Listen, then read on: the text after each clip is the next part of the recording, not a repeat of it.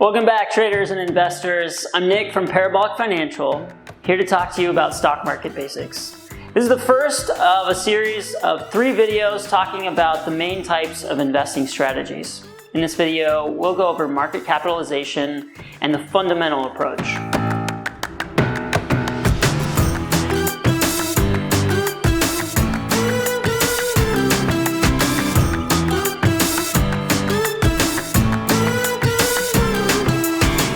The number one most common question new investors have is this: how does an investor make money in the stock market? Very simply, you want to buy low and sell high. I mean, that's pretty obvious. But there's much more that goes into making that a reality. So here's a question: does a higher stock price mean that a company is worth more? Or is the value of a company based on a stock price? To answer these questions, we need to understand market capitalization. So market capitalization, it's the market's current value of a company, and it's simply calculated as the total number of shares multiplied by the current share price.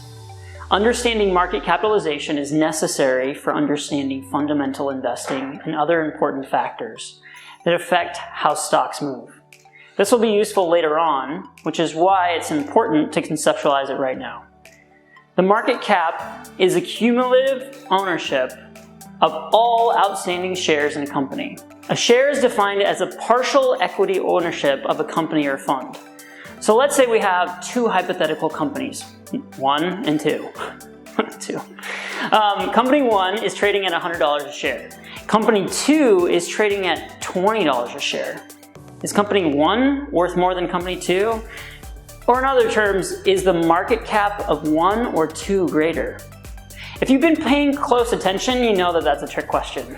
We need to first know the number of shares traded for each company. So let's say company 1 has a total of 500 outstanding shares, while company 2 has 5,000 total outstanding shares. The market cap of company 1 in this example would be 50,000.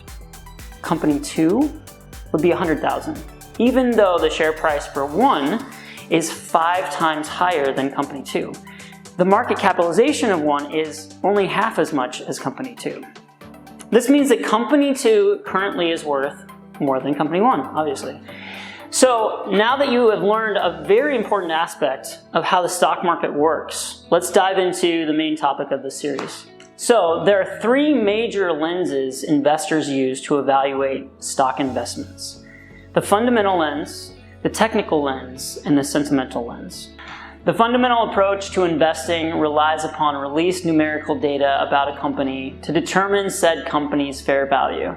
So examples of this data can include the company's reported financials, their future growth from forecasted guidance, their executive leadership, any recent news from the company or about the company, their current pipeline, if they got something coming up that's really cool, specific industry, like what sector they're in, and any recent acquisitions or mergers, among other things.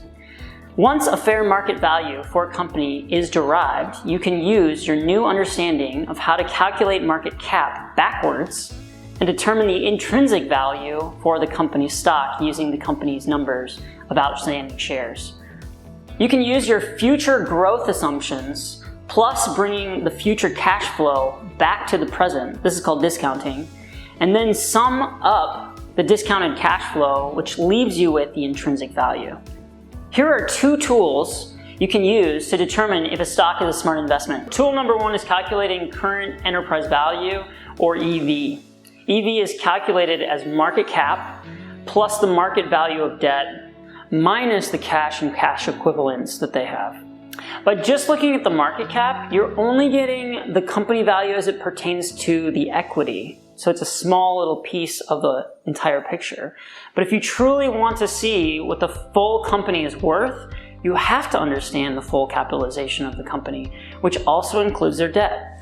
Therefore, you use the current value, the market value of equity, the market cap, plus the market value of debt, or book value if market value isn't readily available, and then subtract cash and cash equivalents. And this gets you a better picture. So a good stock to buy is one that has a market cap that's less than the intrinsic value that you calculated with your fundamental metrics. Yeah, tool number 2 is projected future equity. Examine the company's growth over time to project the trajectory of the company's value in the future. A company's goal obviously would be to profit as the company's sales and assets increase. It's also important though to look at the business operation, like what the company's doing, where it's going, in addition to the executive leadership. Here's an example of how this is used in the market. If company 1, currently valued at, say, 100 million market cap with a share price of $10 a share, is projected to grow by 10% in the next year, then their equity should also grow by 10% in the next year. The projected future market cap, say a year out, then becomes $100 million times 1.10, and that gives you 110 million. And given the number of shares outstanding in their stock, the price should grow to $11 a share in a year. I mean, if you think about it, $10 a share, you increase 10% and you're gonna get to 11. Note, this perfect environment does not exist since there are too many players in the market. There are many different projected future market cap numbers. This causes the stock price to fluctuate from overvalued to undervalued. Discounted cash flow analysis is another way to calculate future value for an equity. And this is the main method investment firms like JP Morgan or Goldman Sachs uses as a tool to understand where stock prices should go. So this plays a large part in creating their hypothesis or their analysis, price targets and such. DCF is the valuation method used to estimate the value of an investment based on its expected future cash flows. DCF analysis attempts to figure out the value of an investment today based on projections of how much money it will generate in the future. The easiest example is to look at a coupon bond where the coupon is printed on the bond. If the coupon rate is 6%, paid semi-annually on a bond with a face value of $100,000 with a maturity of 30 years, then you can easily estimate the value of the future cash flow because it tells you that you'll be making $3,000 every 6 months for the next 30 years. Additionally, it's important to understand that the cash you expect to receive in the near future will be worth more to you than the cash flows later on down the line. For stocks, the cash flows are not printed on the stock like the coupons on the bond. Rather, you're tasked with the projections yourself, and estimating all of those cash flows is more of an art than a science in many ways. So you'll need to state a variety of assumptions for revenue, expenses, etc. Then you can take the cash flow and discount them back to the present to get the intrinsic value of the stock. That's very, very important. These methods for analyzing companies can be used for other financial securities, but may vary on the type of security, whether it be ETFs or bonds, options, mutual funds, or some other security. Now that we've understood one strategy investors use, let's take a look at what causes stock prices to fluctuate. People price different predictions on how much a company is worth. This causes some people to sell a stock at a lower price and some people to hold.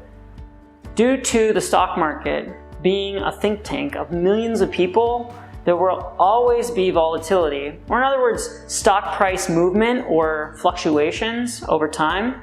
And this can be seen by understanding how fundamental first investors differ in opinion, but also by seeing how technical and sentimental investors bring in other variables to the market.